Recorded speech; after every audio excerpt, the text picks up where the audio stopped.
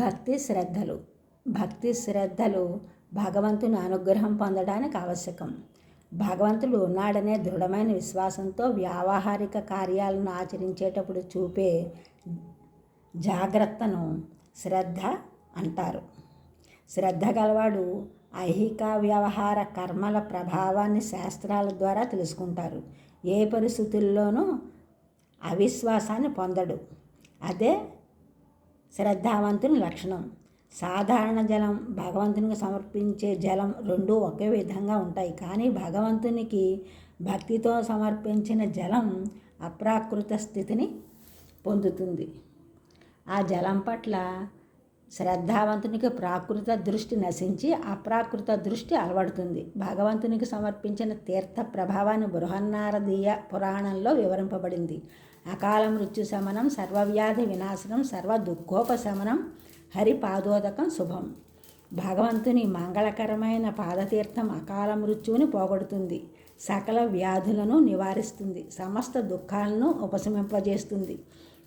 భగవత్ సంబంధం కలిగిన వస్తువులో అప్రాకృతమైన దివ్య ప్రభావం తప్పకుండా ఉంటుంది. కొందరు భగవద్భక్తి కలవారైనప్పటికీ భగవత్ సంబంధమైన వస్తువులను ప్రాకృత వస్తువులుగా భావించడం పట్ల అశ్రద్ధ చూపుతారు. అది భగవంతుని పట్ల చేసే అపచారాల్లో ముఖ్యమైనది. ఇట్టి అపరాధం కారణంగా వారి ఆరాధన సత్వర ఫలితం ఇవ్వజాలని దవుతుంది. తమ ఆరాధనకు సత్వర ఫలం కలగకపోవడంతో వారు భగవన్నివేదిత వస్తువుల పట్ల మరింత అశ్రద్ధ చూపడం జరుగుతుంది. దీనికి సంబంధించి గరుడ పురాణంలో మనిషి అంతర బాహ్య పరిశుద్ధతకు శాస్త్ర విషయం ఒకటి చెప్పబడింది. అపవిత్ర పవిత్రో వా సర్వావస్థాంగతో పివ యః స్మరేత్ పుండరీకాక్షం స బాహ్యాభ్యంతర శుచి. పవిత్రుడైన అపవిత్రుడైన ఎలాంటి స్థితిలోనైనా పుండరీక నయనుడైన శ్రీకృష్ణ భగవాన్ని స్మరిస్తే బాహ్యాభ్యంతరాలు పరిశుద్ధం అవుతాయని అర్థం.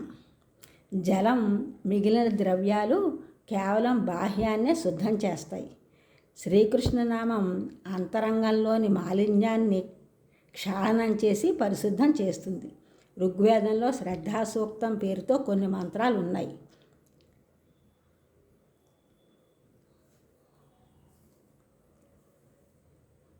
శ్రద్ధ యొక్క మహత్తును వివిధ ప్రకారాలుగా వర్ణించారు. మన హృదయాలలో సర్వుల పట్ల శ్రద్ధను, ఆదరణను జాగృతం చేయమని శ్రద్ధాదేవిని ప్రార్థన చేయడం జరిగింది. ఈ సూక్తంలో 5 మంత్రాలు ఉన్నాయి.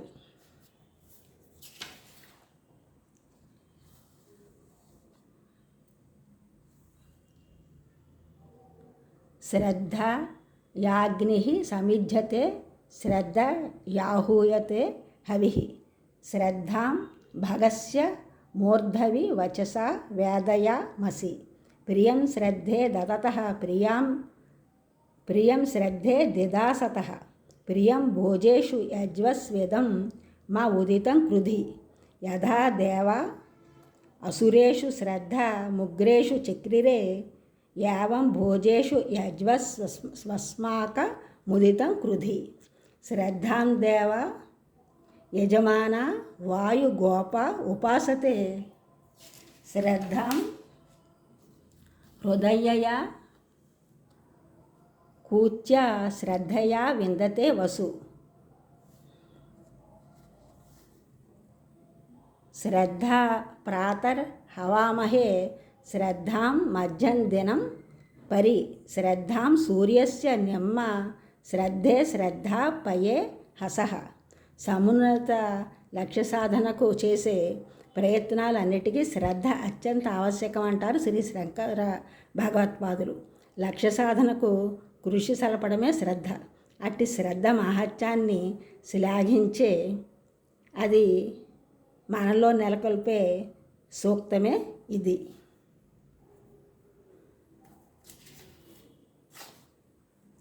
ఈ 5 మంత్రాలకు అర్థాన్ని స్థూలంగా ఇలా చెప్పుకోవచ్చు. శ్రద్ధ వలన యాగాగ్ని ప్రజ్వరిల్లుతుంది. యజ్ఞ ఆహుతులు శ్రద్ధతోనే సమర్పించబడతాయి. భగవంతుని శిరస్సులోని శ్రద్ధను పాటలతో ఆరాధిద్దాం. ఓ శ్రద్ధ, దాత యొక్క ఇష్టాన్ని నెరవేర్చు, ఇవ్వాలని కోరుకునే వారి ఇష్టాన్ని నెరవేర్చు, యాగం చేయాలని అభిలాషపడేవారి అభిలాషను నేను చెప్పినట్లుగా నెరవేర్చు. భయంకరమైన రాక్షసులతో జరిగిన యుద్ధంలో దేవతలు ఎలాంటి శ్రద్ధతో యుద్ధం చేశారో అట్లే యజ్ఞం నిర్వర్తించే వారి ఆకాంక్షలను మాలో అంకురించే ఆలోచనలలా ఈడేర్చగలవు. దేవతలు, మానవులు, వాయు, గోవు అందరూ శ్రద్ధను ఆరాధిస్తున్నారు. శ్రద్ధ వలన సంపద లభిస్తుంది. శ్రద్ధను ప్రాతకాలంలో ఆరాధిస్తాం, మధ్యాహ్నం ఆరాధిస్తాం, సూర్యుడు అధోముఖుడై అస్తమించేటప్పుడు ఆరాధిస్తాం. శ్రద్ధ, మాకు శ్రద్ధను ప్రసాదించు. శ్రద్ధ లేకపోతే సృష్టి పరిపూర్ణం అవదు. వాత్సల్య భావనతో విషమ పరిస్థితుల్లో కూడా సంతానం యొక్క పాలనా పోషణ జరుగుతుంది. సరిగ్గా అలాగే మన వయోవృద్ధుల పాలనా పోషణ జరుగుతుంది. వాత్సల్యం, శ్రద్ధ రెండు చక్రాలు లాంటివి. గృహంలో పెద్దలు ఉన్నప్పుడే వాత్సల్య, శ్రద్ధ భావనలు వెల్లువిరుస్తాయి. అప్పుడు జాతి మొత్తం సర్వతోముఖాభివృద్ధి నొందుతుంది. ఈ ఛానల్ చూసిన వారందరూ కూడా సబ్స్క్రైబ్ చేయండి, షేర్ చేయండి, లైక్ చేయండి, కామెంట్ చేయండి. సబ్స్క్రైబ్ చేసిన వారందరికీ కూడా కృతజ్ఞతలు. షేర్ చేసిన వారు, లైక్ చేసిన వారు, కామెంట్ చేసిన వారందరికీ కూడా ధన్యవాదములు.